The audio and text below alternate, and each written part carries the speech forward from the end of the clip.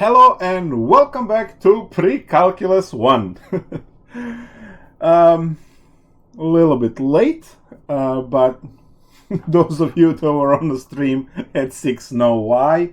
And those of you that are watching this later, well, I guess you missed that one. Anyway, now that I washed the stupid off of me, let's go and talk about zeros of polynomial functions. That is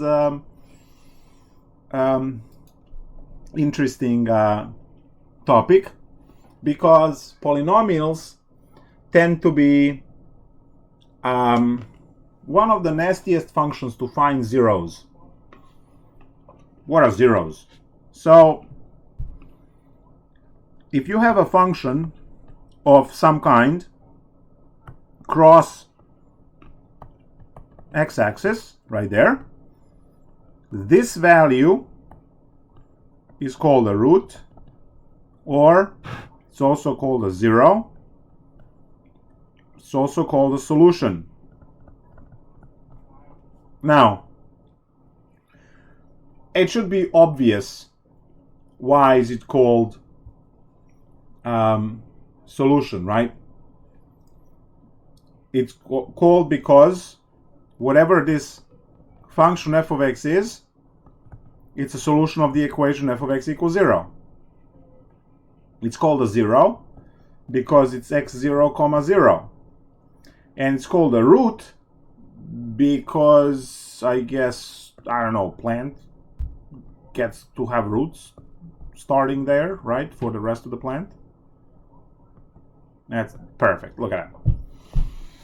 So, root or a zero of any function is when you have a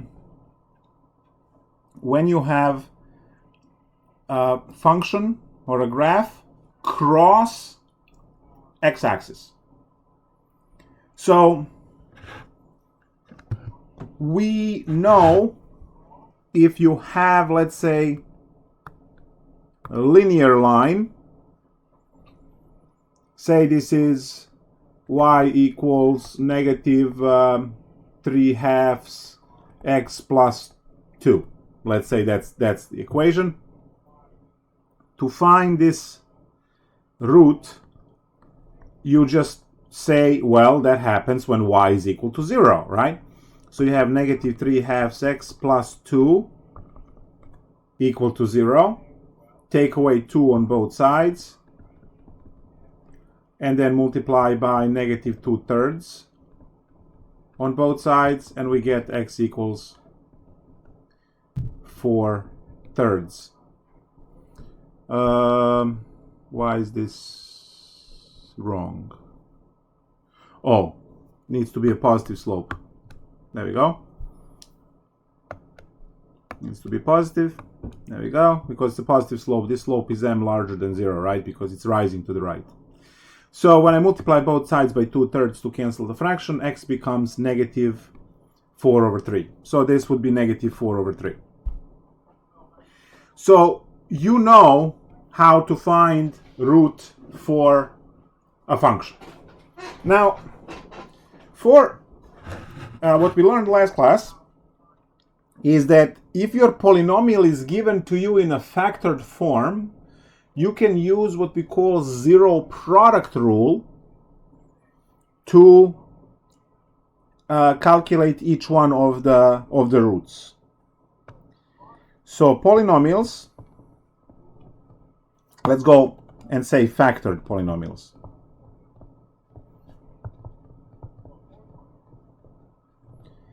So let's say you run into a problem written by someone nice, and the problem says find roots. You also can say zeros. And f of x is given as x minus 3, x plus 4, x plus 1 squared. Well, we learned last class, no, 2 classes ago, we learned that this is the 4th degree polynomial, because altogether you have 4 x's. And because you have 4 x's, you are expecting 4 roots. So we use something it's called zero product rule, which allows us to set each one of these independently to 0. And this one gives us root 3. This one gives us root -4. And this one gives us 2 -1 roots because it was squared. Now, if you remember, instead of writing 2 of these, we used to say multiplicity 2, where both of these guys were multiplicity 1. So I do have 4 physical roots, but 2 of them are the same.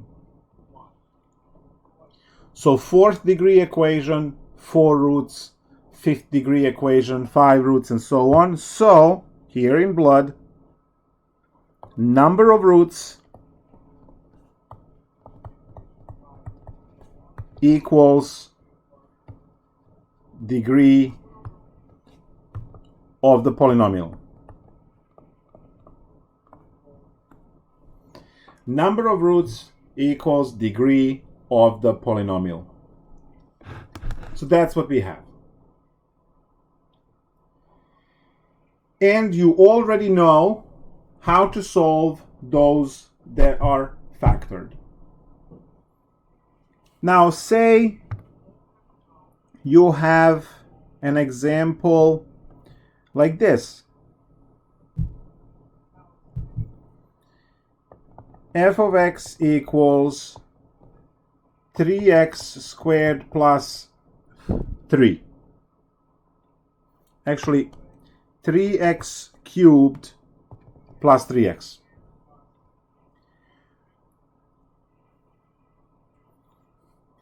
So now what you are going to do is you have to factor first.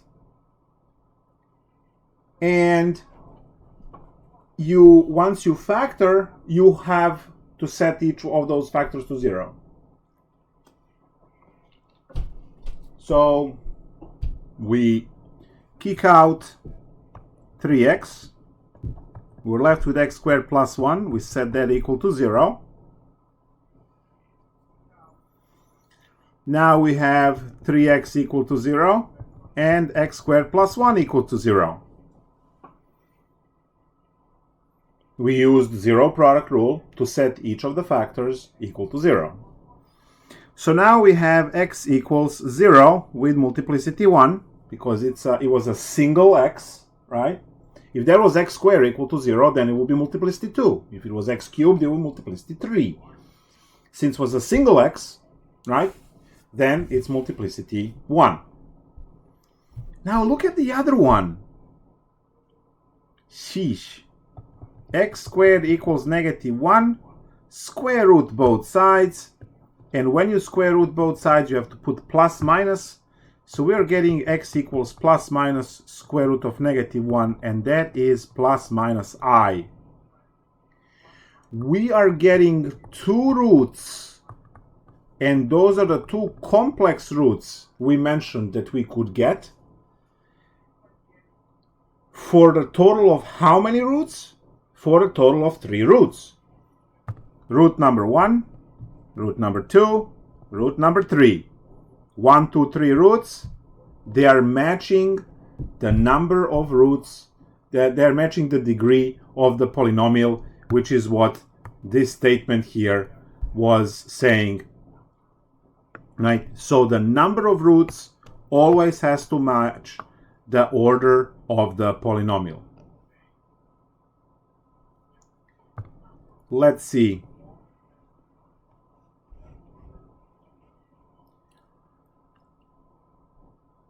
The issue, so should I label that as easy as well? I don't know, but factoring is something that you are dragging from all the way from algebra. Let's see if we can find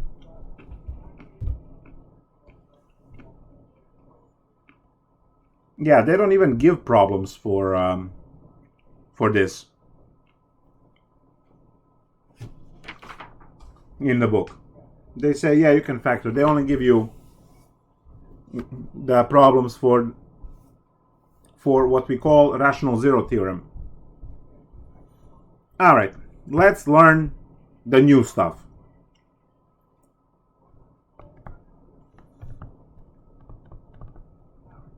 Rational zero theorem. So this is the big title for this section. If f of x is given as a polynomial of some nth degree,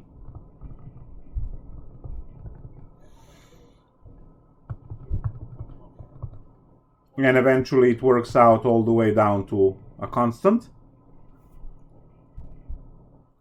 So if the polynomial has,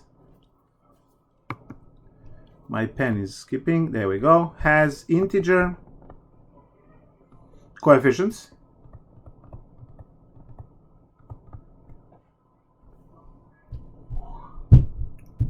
and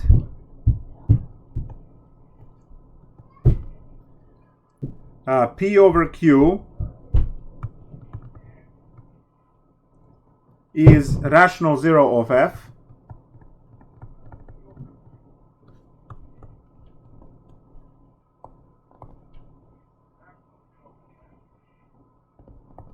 of f of x above, right? Then P is a factor of a0, and Q is a factor of leading coefficient an.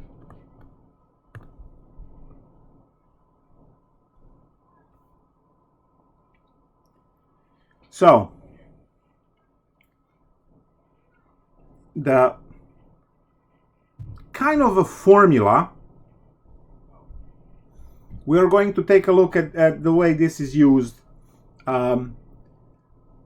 The important stuff is this P over Q, and that P is a factor of a0 and Q is a factor of an. So those are the important points, but I need to write the formula down. It's kind of formula, so we can understand what is happening here.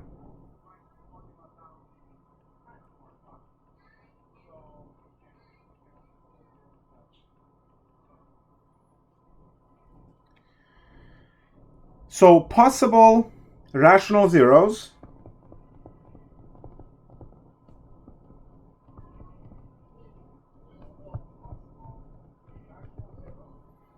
will be factors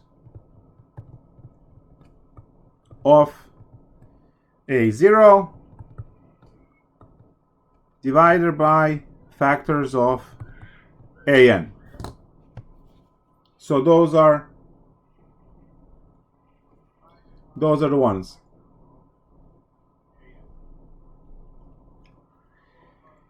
And it looks really threatening when it's written in this form, but we are going to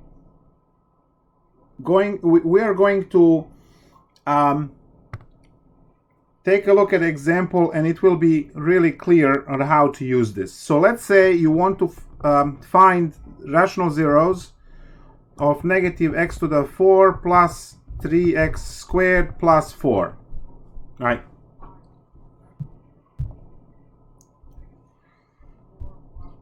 So here is what we have. Comparing to our polynomial form over here, you have your leading term and you have your constant term. Those are the only two that we care about, right? That's it. So those are the only two that we care about. So we have the leading coefficient an, -1, and we have this one over here, a0 to be 4. All we need to find are factors of these numbers, and then work out all of their combinations.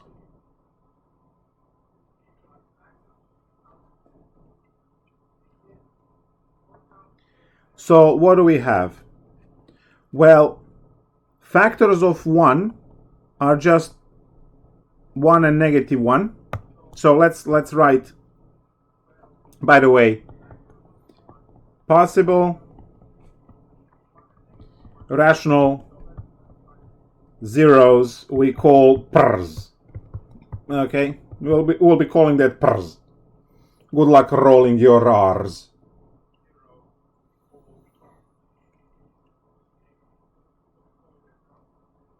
So possible rational zeros, prs. So factors of a0. What are the factors of 4? So these are factors of 4 divided by factors of -1.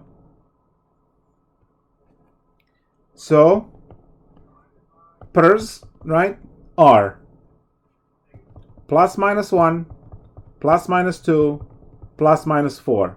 Those are all of the numbers that are dividing number 4.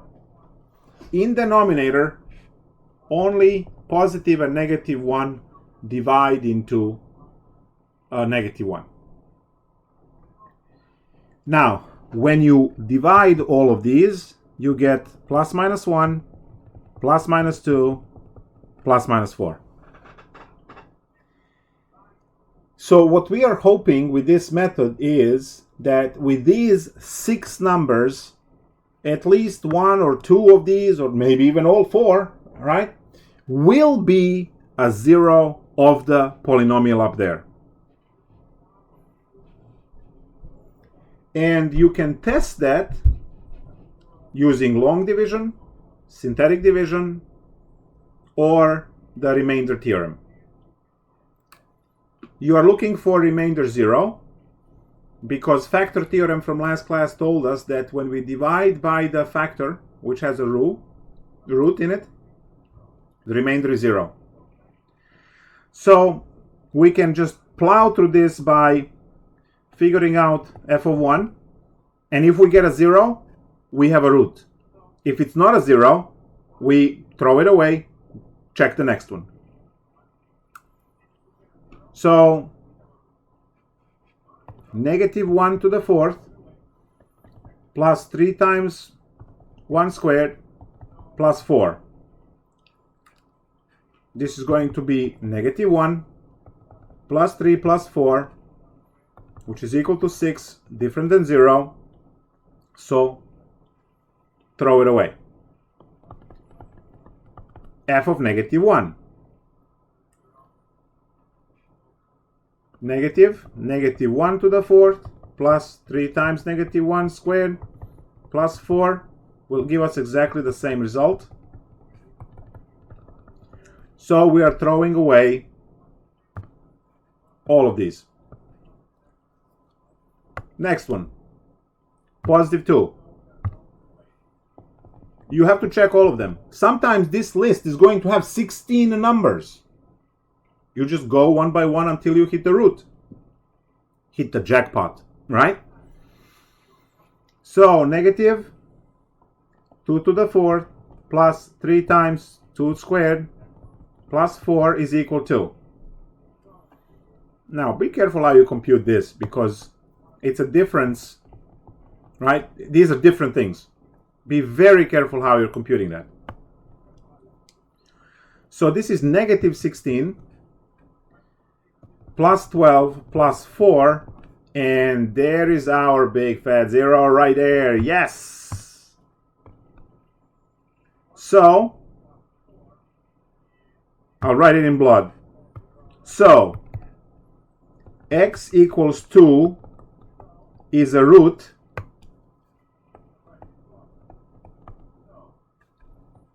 and x minus 2 is a factor.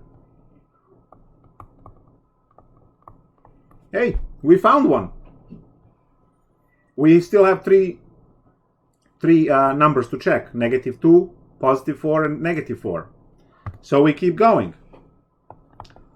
F of -2 is -2 to the 4 plus 3 times -2 squared, right, plus 4. And we get the same. So this is root as well. Yes. So x equals -2 is a root, and x plus 2 is a factor.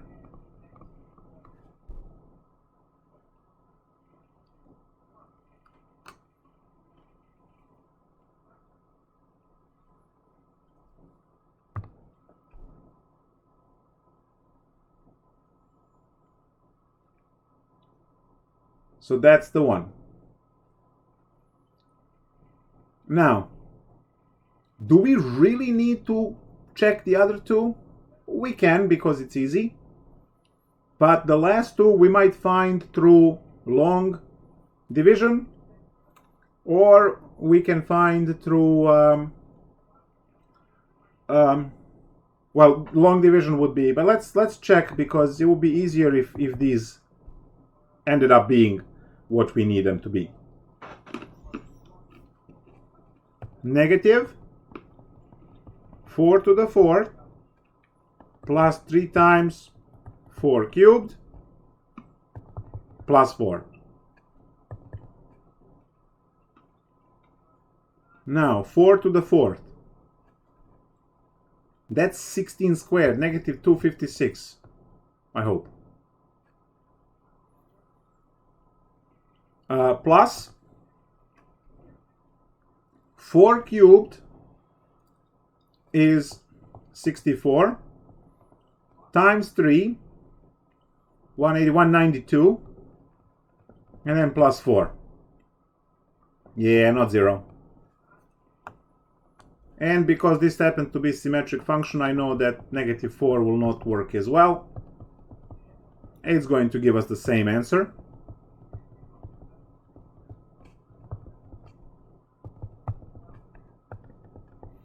So, too bad. All right, so now we are going to take a look at the way to find the last two roots. We know our problem was x to the 4th, so we know there are 4 roots. So far, we have 2 of them.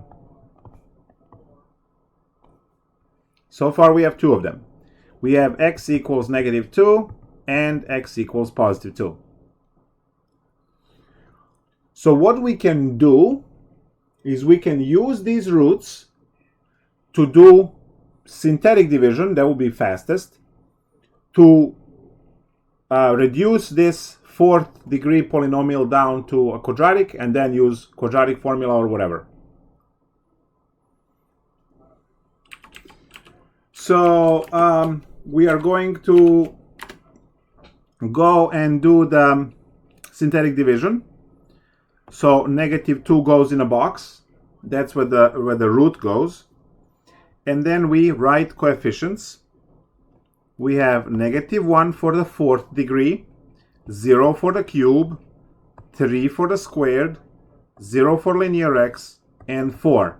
Right, you have to have all of these spaces filled in. So this is your x to the 4th, this is your x cubed, x squared, x, and the constant term.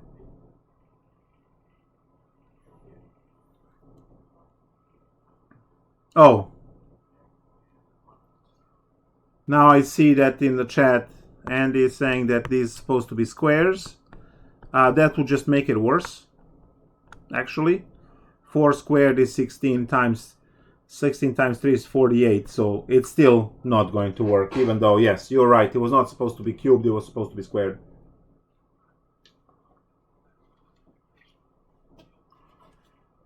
Yep. All right, let's go back to synthetic division here. Drop down -1. -2 times -1 is +2. Add them. Then we get multiply them to -4. Add them to -1. -2 times -1 is +2. That adds to 2. Gives us -4, gives us 0, which is the remainder. And we know it's going to divide evenly because we are dividing by a root. We were looking for this row because this is our x cubed. Now we take that x cubed and we use the next root that we found to push it down to a squared, right? Because this was x cubed. Okay, so let's recap. When you start with the fourth power, you end up with a third power. Now we are starting with the third power, we are going to end up with a squared. And that's what we want to, because that one we can easily deal with quadratic formula or something. All right, let's go synthetic division. So drop down -1. 2 times -1 is -2. That adds to 0. Put a 0 here. When you add, get -1, get -2, add them to 0. And here is our polynomial. At the end, we got -x squared minus 1 equal to 0. You can multiply through by -1 to get x squared plus 1 equal to 0. And when you solve this, you can do it by factoring, you can do it by quadratic formula, you can do it whatever witchcraft you know. You will get x squared equals -1. Again, like our last problem. Square root both sides. Put plus minus. X equals plus minus I. So, answer.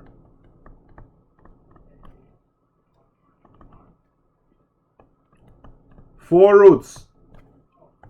X equals -2. X equals 2. X equals I. X equals -I.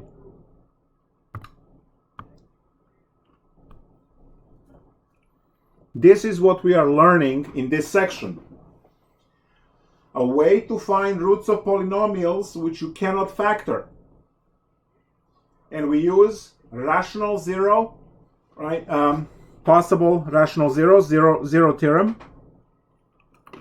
And that zero theorem had to do with dividing those factors of numbers. Now, let's say you care and you want to check.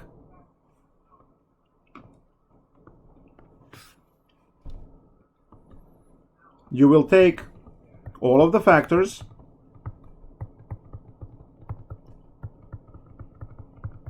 and you will just multiply them out. You must get polynomial back. Otherwise, something is wrong. So when I multiply the first two, I get x squared minus 4. And when I multiply the other two, I get x squared minus I squared. Now, those of you remembering that I squared is -1, we're going to have x squared plus 1 over here. Now, when you FOIL here, you will get x to the 4th plus x squared minus 4x squared minus 4. Combine like terms. Yes, exactly what we needed. So that is the way to find roots of the polynomial. Is it hard? No. Is it annoying? Of course it is, right? So now we just need to do a whole bunch of problems to practice this. And then we'll talk about Descartes' rule of signs. And I think that's it for this section. There is nothing else.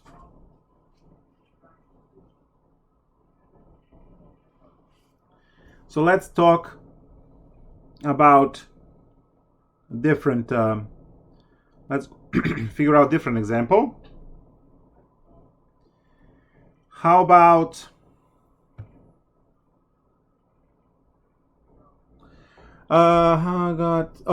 okay. So the goal over here is to take our x to the fourth polynomial, use synthetic division, cut it down to x cubed, use another synthetic division, cut it down to x squared, and then just factor or deal with x squared. So that's the goal. Once we did our first synthetic division, since the synthetic division starts at x to the fourth, the solution starts one power less, which is x cubed.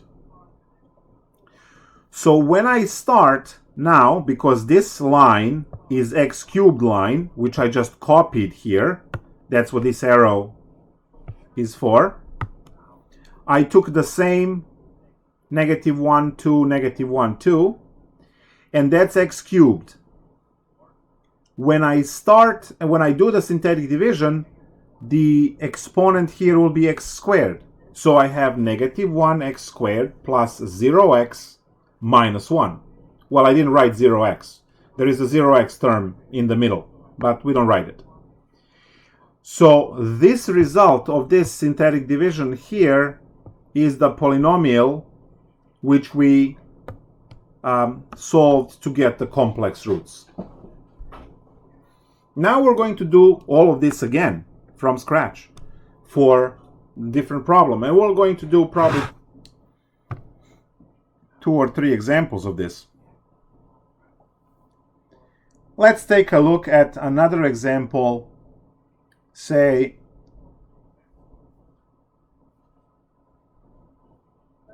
let's go with problem 10. F of x is equal to x cubed minus 2x squared minus 11x plus 12. Right, so that's our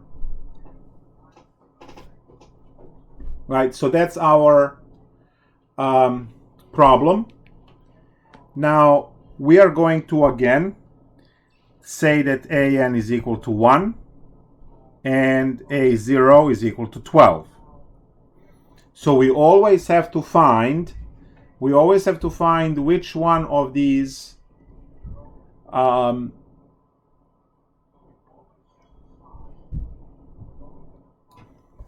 so we need to find which one is the leading term and which one is the one at the end.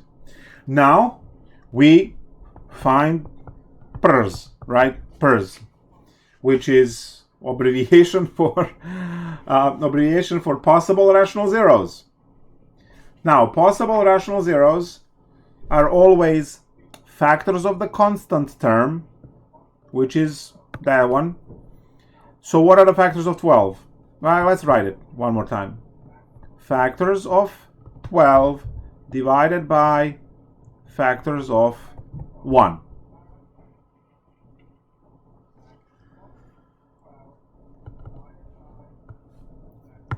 So what do we have? Factors of 12. Plus minus 1, plus minus 2. These are all of the whole numbers. All of the whole numbers that can be divided into 12. It's a lot of them. And we only have plus minus 1, luckily, in the denominator. So this gives us the list of possible rational zeros. Plus minus 1, plus minus 2, plus minus 3, plus minus 4, plus minus 6, plus minus 12. That's 12 numbers. Some of these, maybe none.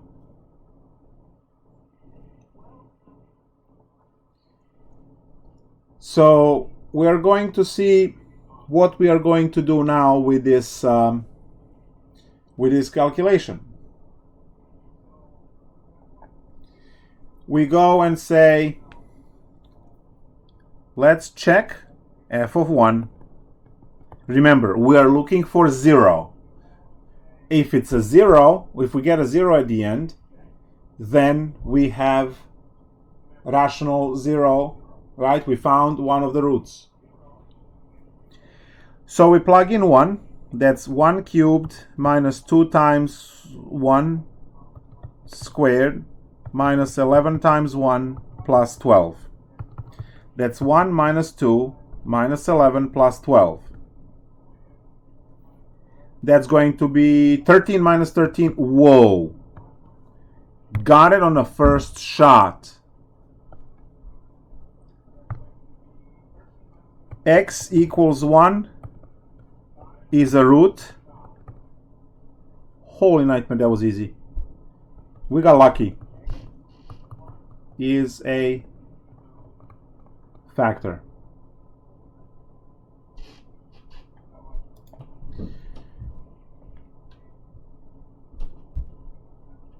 So,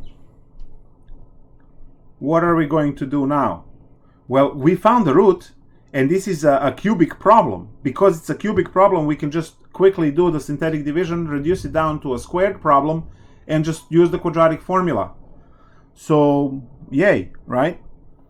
If 1 is a root, we put that in a box, and then we take the coefficients, 1, negative 2, negative 11, and 12, and we run synthetic division.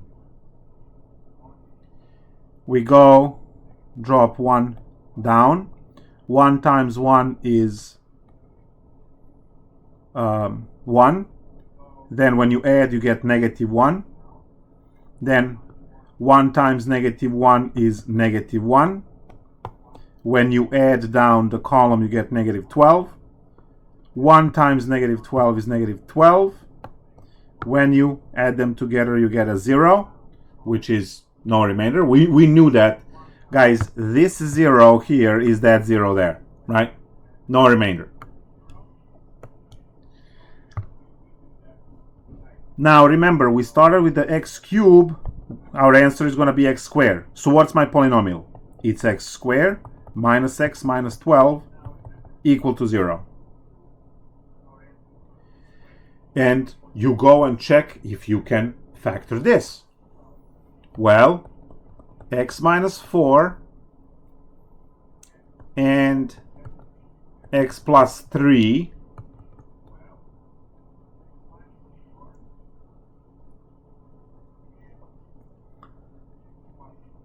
and then we have each one of these set to 0 by 0 product rule.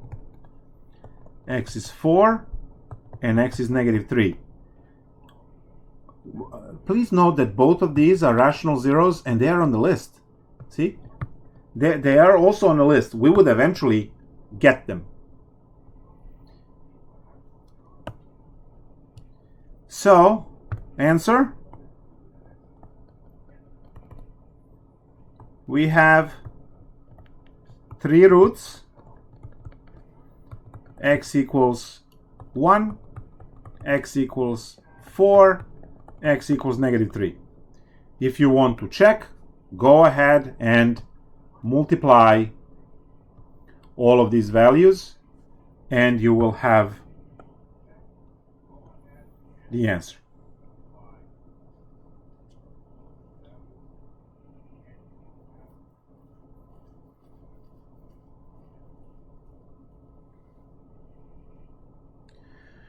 Let's go figure out another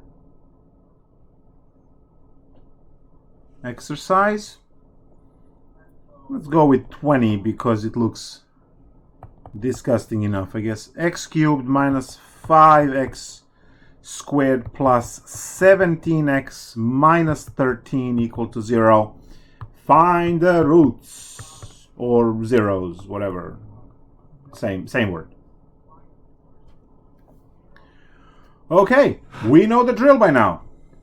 AN is 1. A0 is negative 13.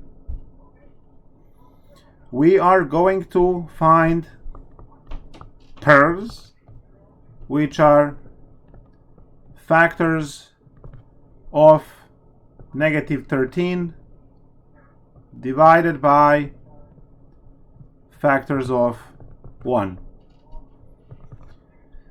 Well, aren't we in luck?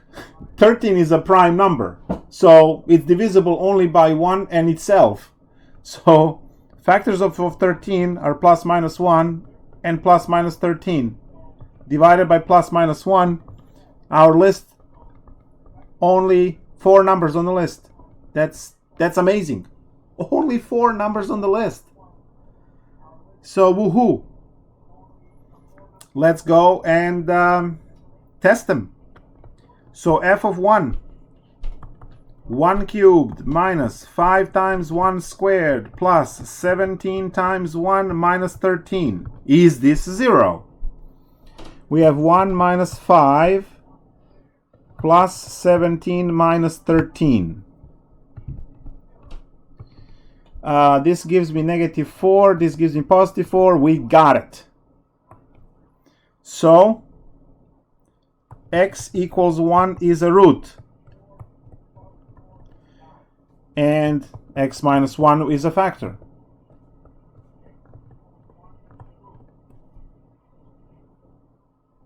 Woohoo. Immediately do synthetic division. 1 goes into 1, negative 5, 17, 13. 1 drops. 1 times 1 is 1. Negative 5 plus 1 is negative 4. Then we get a negative 4. Let's add down to 13. Something is wrong. Because I'm not getting a 0 now. I'm getting 26. Did I compute everything correctly? I have. Drop down 1. 1 times 1 is 1. 5 times, sorry, 5, negative 5 plus 1 is negative 4. See, but this gives me 26 over here. What's wrong?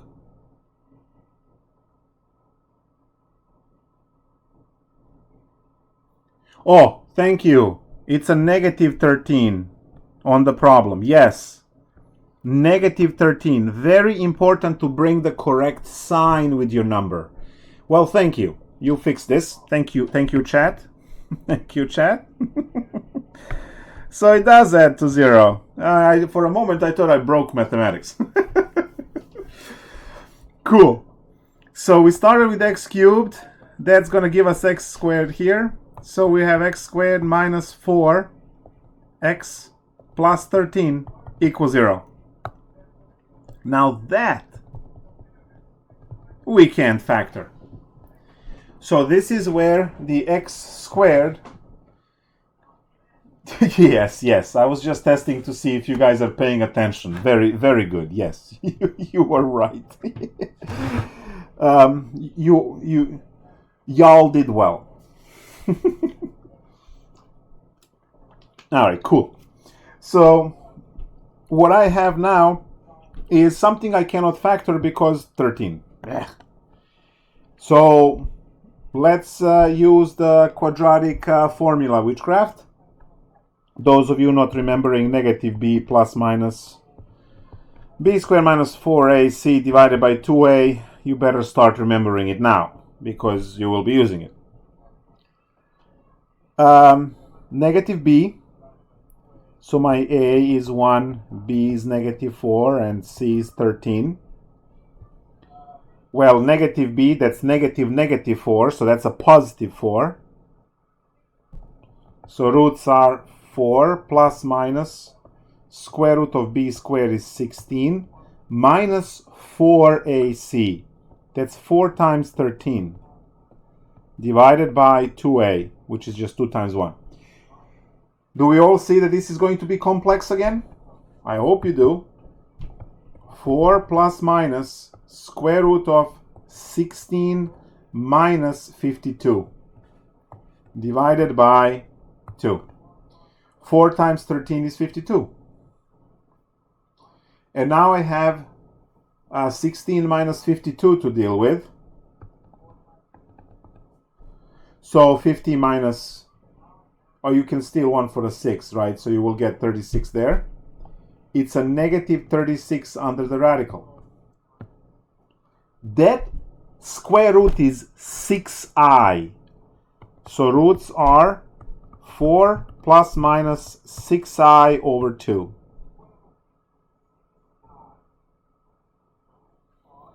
Now, why is it 6i? I know I did this last time, but let's do it one more time. Square root of negative 36 is square root of negative 1 times 36. Square root of negative 1 is I, and square root of 36 is 6. So 6i. Now, we split this into 4 over 2 plus minus 6i over 2, and we get our complex conjugate pairs 2 plus 3i and 2 minus 3i.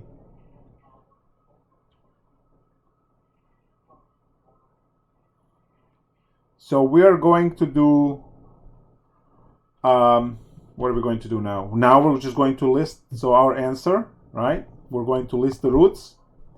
We have 3 roots. You can also use word zeros. And those are x equals, what was it? I forgot my name by now. 1, okay. So 1, x equals 2 plus 3i, and x equals 2 minus 3i. That's the answer. Always keep in mind that we are going to have, always keep in mind that the number of roots will always be the same as the number of, the degree of the polynomial. So we started with the cubic polynomial, we had the cubic problem, there it is, and that immediately means you are looking for 3 solutions. All right, cool. We're going to now take a look at the way we create these problems, and then we are going to find the polynomial given roots. So, given roots, also known as zeros, below, find the polynomial. So this is how I create exams. I say I want these numbers to be the answer, and then I just plug them in.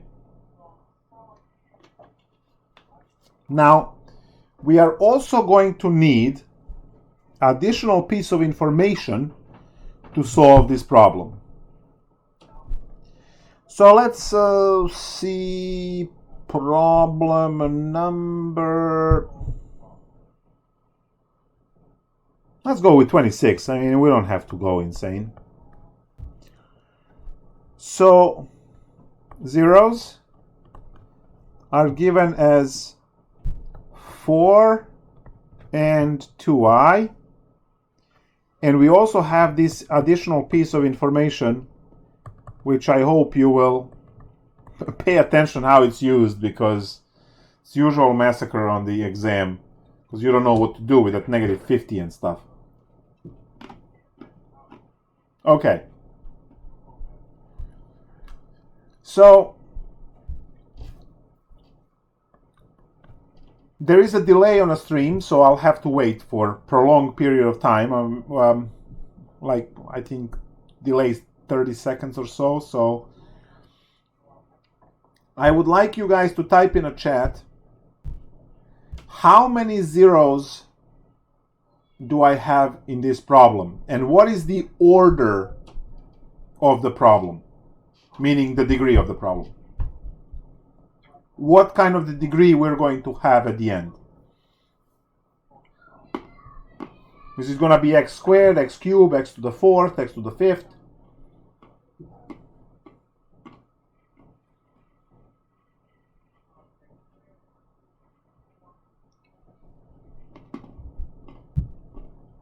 Just type it in.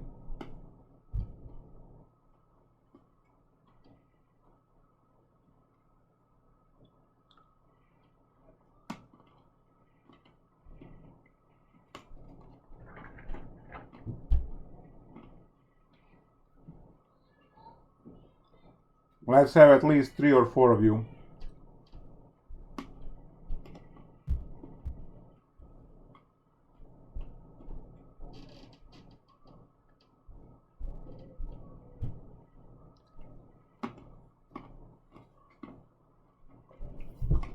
I see all of the answers that are coming in are going to say that there are 2 roots for the x squared. Now, what do we know about? Yes, there you go. Paul. Complex roots. I'm going to write that in blood now.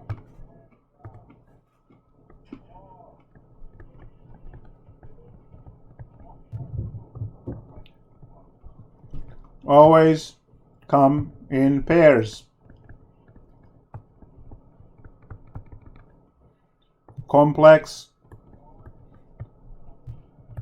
conjugate pairs. A plus minus bi. So we have 3 roots. We have 4, and then we have 2i, and we also have a negative 2i. See, we don't have to write negative 2i. We just know if you have 1, then you're going to have the other one as well. So you always have to have complex pairs.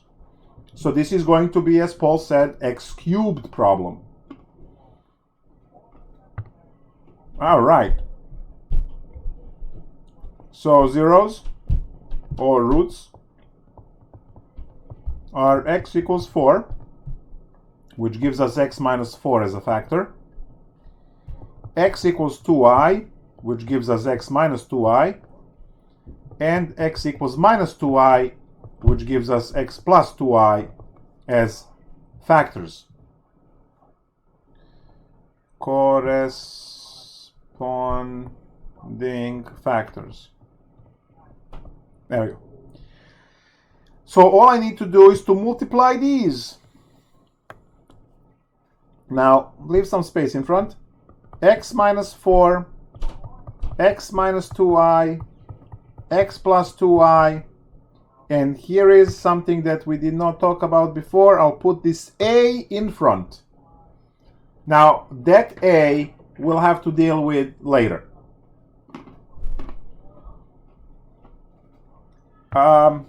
Tip of the day.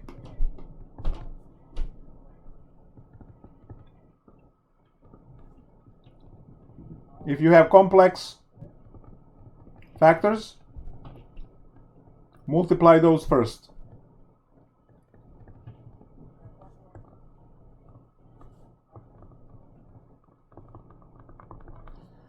So I'm going to copy a x minus 4, and I'm going to FOIL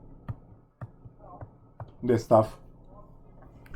So I have x squared, then I have plus 2ix minus 2ix and minus 4i squared. Oops. Because you have complex conjugate pairs, middle terms will always cancel, guys.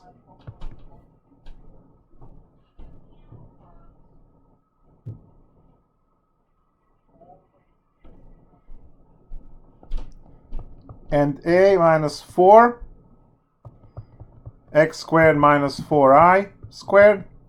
Oh, sorry. What's I squared? It's -1, right? So that becomes plus 4 over here. And now you have another 1 to 4.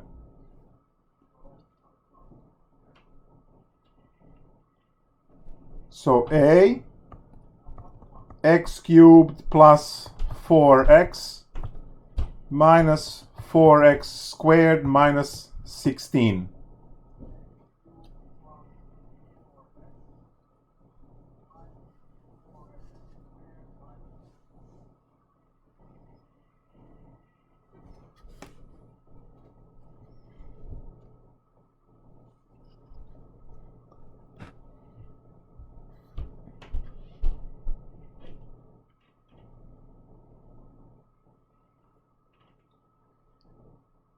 So what do we do now?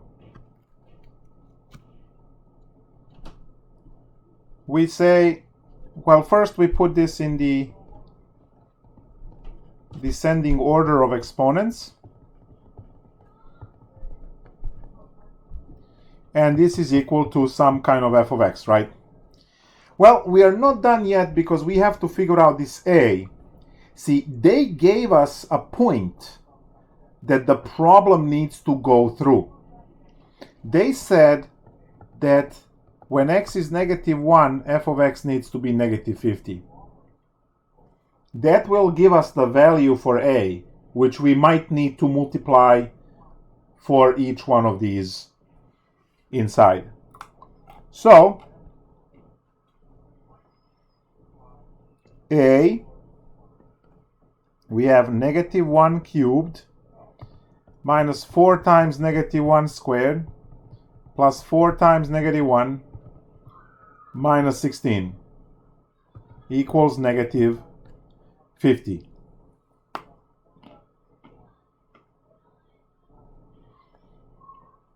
So we have a,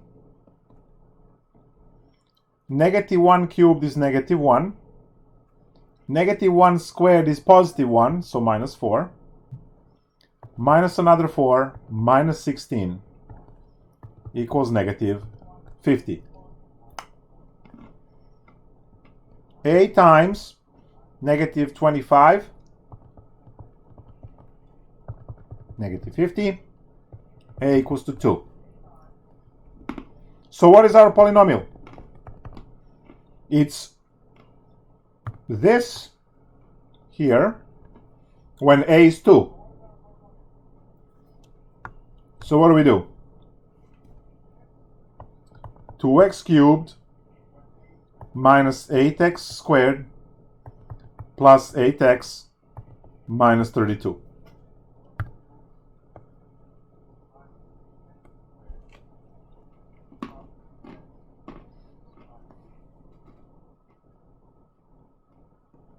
Calculating with these points will be also there in calculus and differential equations. They're called initial points. So once you figure out that you have some kind of a formula, and all you need to do is to replace every x with what the x is, and replace f of x with what f of x is, you just replace all of the values in, and you calculate the unknown quantity. So you should have 1 or 2 of these on the homework. Sometimes it's also on the exam. Might want to know that.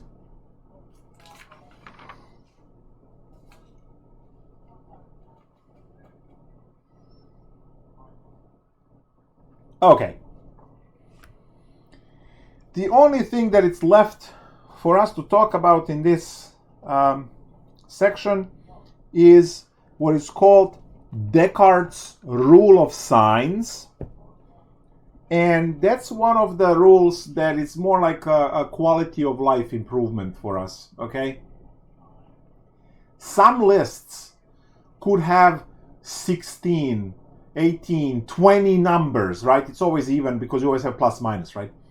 So some lists could have 20 numbers on the list. Do you just go each one in order? The answer is no, because this Descartes' rule of signs can help you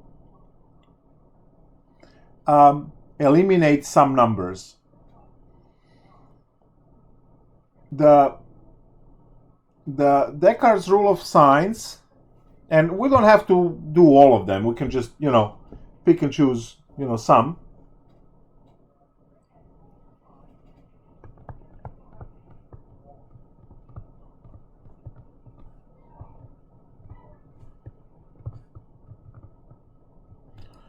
So what's Descartes' rule of signs? It says it has a couple of different rules.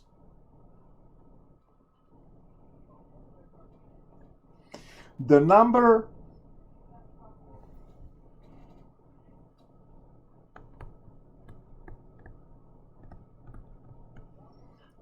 of positive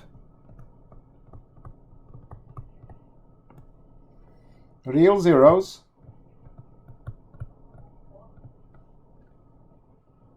of f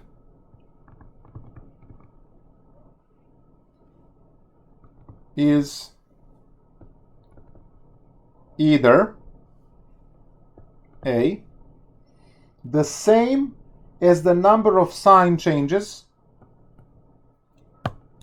the same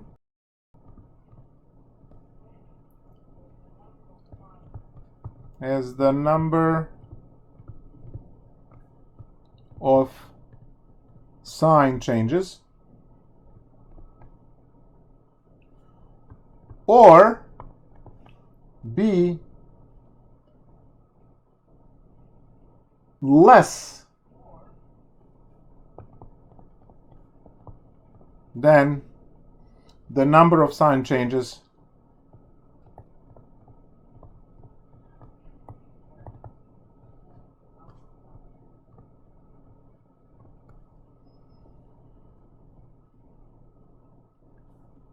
of f of x by a positive even integer.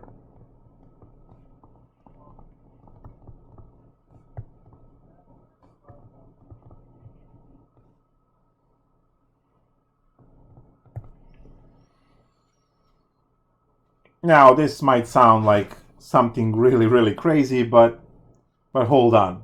What was our problem before?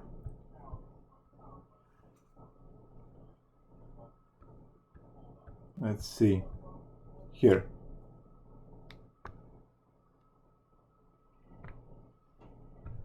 Copy this one.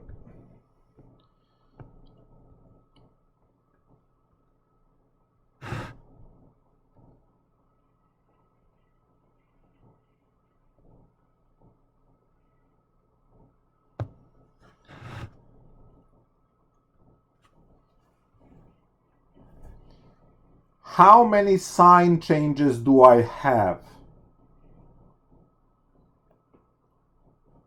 Oh, this is a bad example because this only has 4 numbers. Sorry, I wanted the one with the... Erase this. I wanted the one with that had the 12 in it, so it had a lot of factors. Where's the one that had... this one.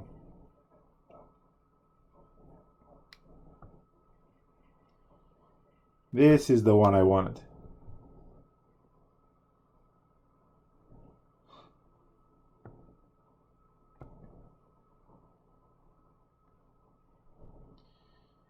Now, we got lucky here that the first number we tried, it worked.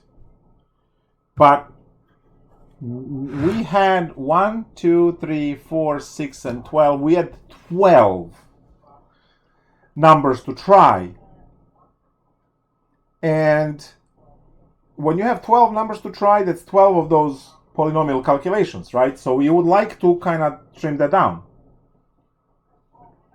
So this rule that we are just, looking quickly over at the end of the lecture is a quality of life rule because it can eliminate some of the numbers from the list and you don't even try them. How? Well, from here to here, there is a +1 sign change. There is no sign change between minus and a minus. There is no sign change there. And then there is another one here. So there are 2 sign changes in this polynomial.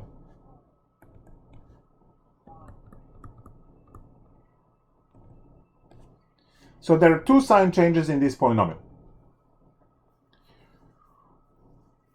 What does that mean? That means that the number of positive roots is either 0, 1, or 2.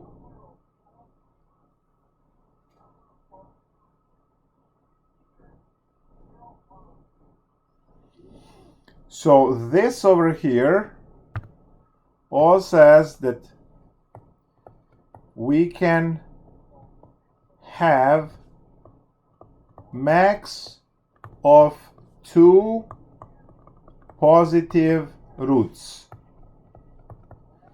Now let's say that this cube over here was, 13th power. If that was a 13th power, you are looking to find 13 roots. Now you have 12 numbers, but remember, none of the complex numbers are on that list, right?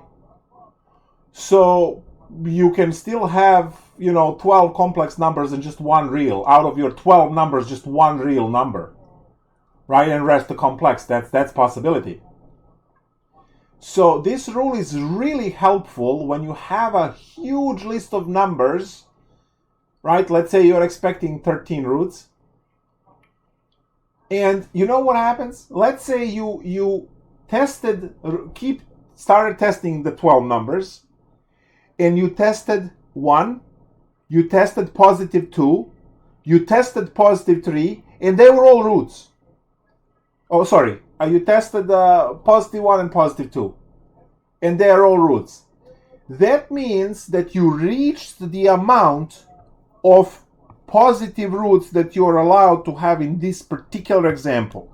So the number of sign changes puts the limit to how many positive roots you might have on the in the problem.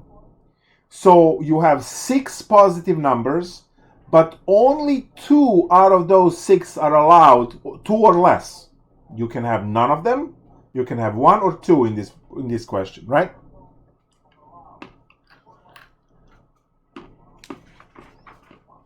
So let's take a look at an example from the book for this, and then be done.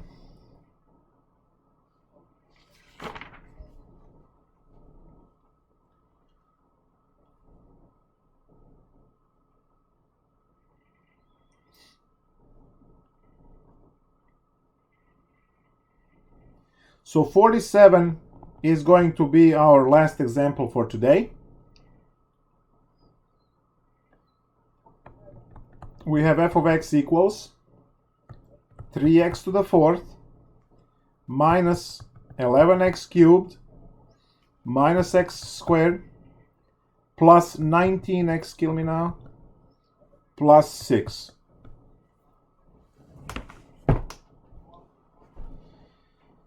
All right. What I'm going to do is I am first going to count sign changes. So there's one over here. There's one over here. So 2 sign changes, which means number of positive roots 0, 1, or 2. No. Yeah, 0, 1, or 2. So if we have 10 positive numbers on the list, once we find at most 2 positive roots, the rest of the numbers we don't even have to check.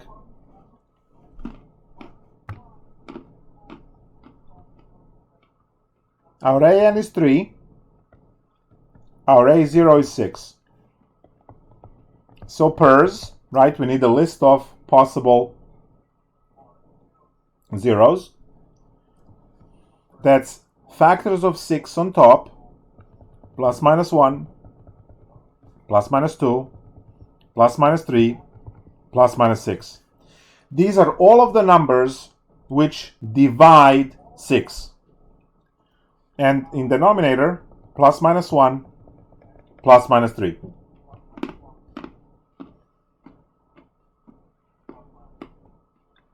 So what is our list of possible rational zeros? You have to divide every number by 1, and then you have to divide every number by 3. You do not have to list repeats. 1 divided by 1 is 1, so plus minus 1 is on the list. 2 divided by 1 is 2, so plus minus 2 is on the list. 3 divided by 1 is 3, so plus minus 3 is on the list. 6 divided by 1 is 6, should be on the list. Plus minus 1/3. Plus minus 2/3. 3 divided by 3 is 1. I already have that. I am not going to repeat it. And finally, 6 divided by 3 is 2. I already have it. I am not going to repeat it. The list is complete.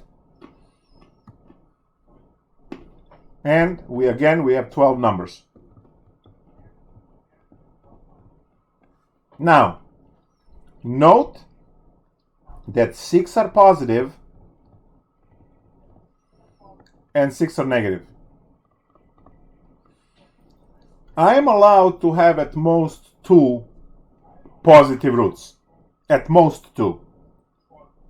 So that means that if I am to find those roots, I don't have to check the rest of the positive numbers. All right, let's go. F of 1. What's f of 1? Well, f of 1 is 3 minus 11 minus 1 plus 19 plus 6. 25, 20, yeah, it's not going to make it. So 1 is off the list. Let's check the next positive number, which is number 2. 2 to the 4 is 16, so 3 times 16, minus 11 times 8, minus 4, plus 19 times 2, that's 38, right? Plus 6. Well, this could work out. We have a 48 minus 88 plus 34 and then plus 6. That's minus 40 plus 40. Yay, we got it. X equals 2 is a root. And x minus 2 is a factor. We already have one of maximum possible 2 positive roots. That's great. So now let's go test the rest of the problems, right? The rest of the positive numbers. We are getting, now we're going to test 3 because that's next positive number. So what do I have? 3 times 3 to the 4th minus 11. Let me just see the problem. Minus 11 times 3 cubed minus 3 squared is 9, plus 19 times 3 plus 6. It would be great if this worked, I mean. All right, so 3 to the 4, that's 81. 81 times 3.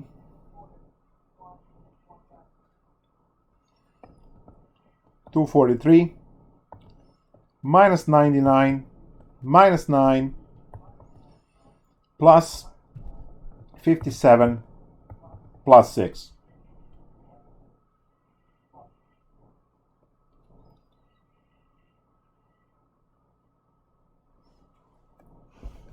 So let me see one more time. 3 times 3 to the 4th. So 3 squared is 9. 9 times 9 is 81. 81 times 3, 243. Good. Minus 11 times, 11 times 99. That's not true, right? This is 11 times 27 over here. There we go, much better. Minus 3 squared is 9, plus 19 times 3, that's 30 plus 27, 57, and then 6. Yes, okay. 27 add 27, we get 297. So 243 minus 297, and then plus 54, right? Because negative 9 plus 6, negative 3. Take away 3 from 57, you get 54. Oh, it's 0. Add these numbers first and then subtract. You get 297 minus 297. Yes! All right, so this is where this rule really shines, guys. Look, x equals 3 is a factor, and x minus 3 is a factor.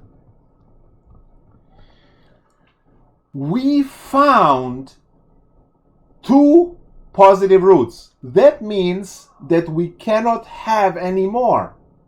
So we do not get to check 6, we do not get to check positive 1/3, and we do not get to check 2/3 either, because we already found maximum number of positive roots that are allowed by Descartes' rule of signs.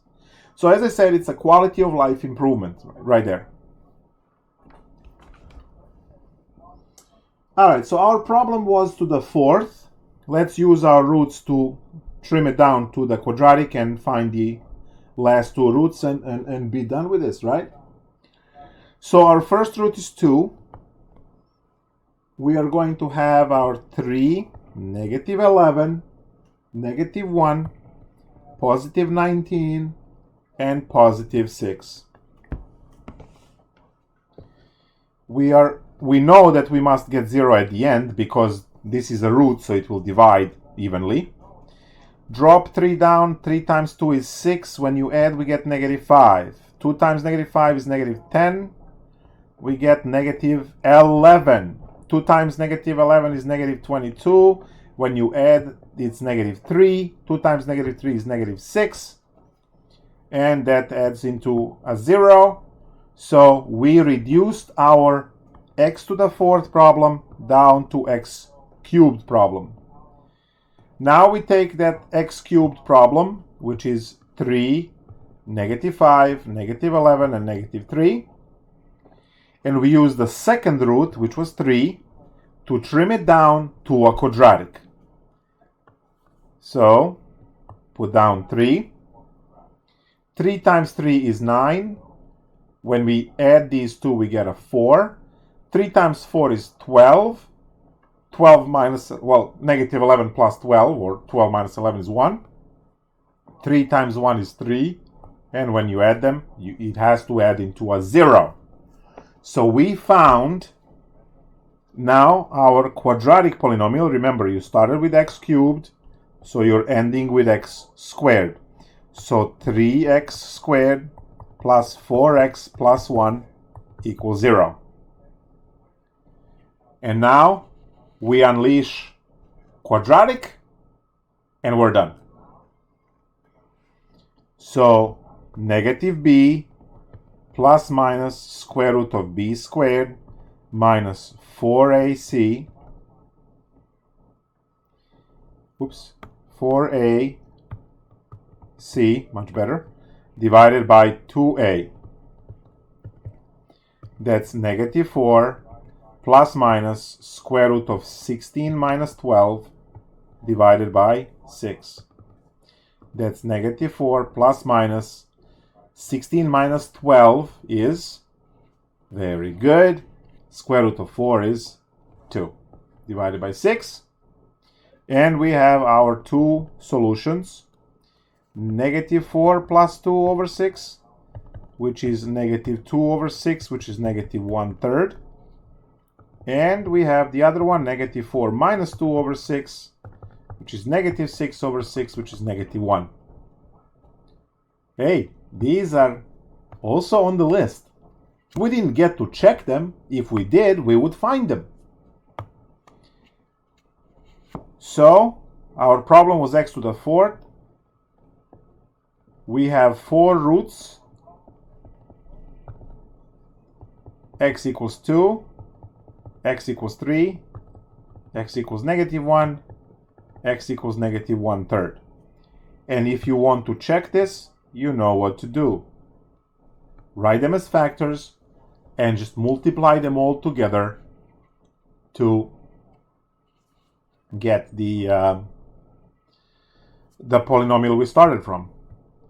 So these procedures are a little bit long, right? But it's a procedure. You learn it, steps, right?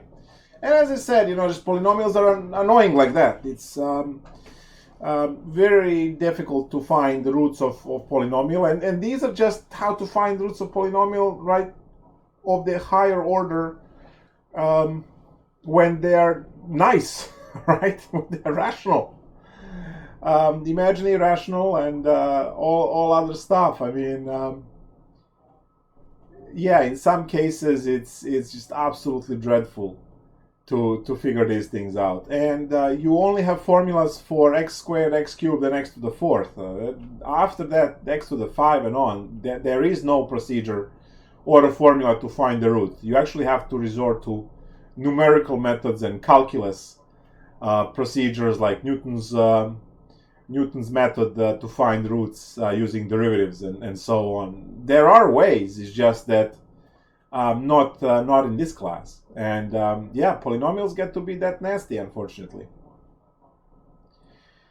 So this is the section on 2.5, zeros of polynomial functions. I am going to post the homework since you guys were all nice. And no, there are no word problems for this. It's just a procedure to grind through.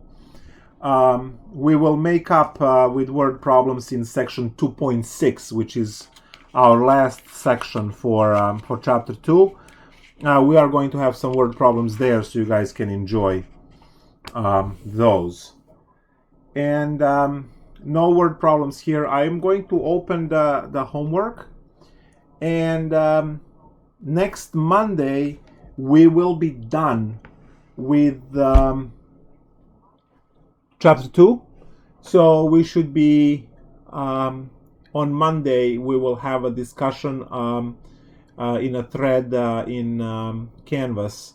We'll have a discussion about exam 2, which covers chapter 2. There are only 6 sections there, but I mean, you see that these problems are, long and a little bit tricky, right? So there's plenty of material in 6 sections. And I generally include also, by popular request, right, the word problems from 110. You didn't really shine with that one, and that's pretty much all that counts. So we'll talk more about the exam. Please go on my MATLAB, check out the homework, and shoot me an email if you have any questions. I will we'll talk again. I'm still working out office hours and trying to figure out what to do for that. So looks like Microsoft Teams will be something that I will be using. So, yep. I will see you later. Bye.